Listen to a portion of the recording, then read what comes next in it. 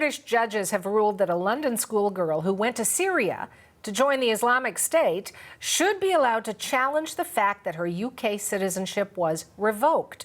The government is disappointed with the ruling. CBC's Renee Filipponi is in London.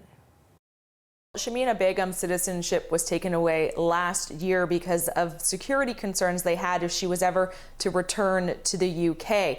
The ruling today basically says she was not given a fair trial or a fair opportunity to defend herself, so she should be allowed to come here and get that proper opportunity. Now, Begum went to Syria to join ISIS in 2015. She was 15 years old and was joined by two other schoolgirls. She was found in a refugee camp in Syria in February 2019, a place where she went to when ISIS was losing its territorial stronghold in the region.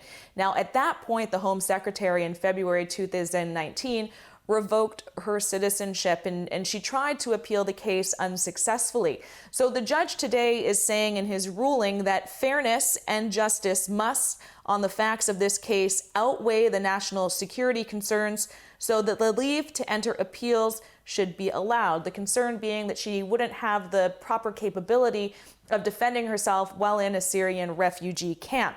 Now, the lawyers have challenged this issue with stripping her citizenship over the fact that she was born in the UK, holds no other citizenship, and it's against international law to leave her stateless. The BBC has spoken with her father as well. He says he is delighted by this ruling for his daughter and hopes it means that she will be able to get justice. So what's next then in all of this?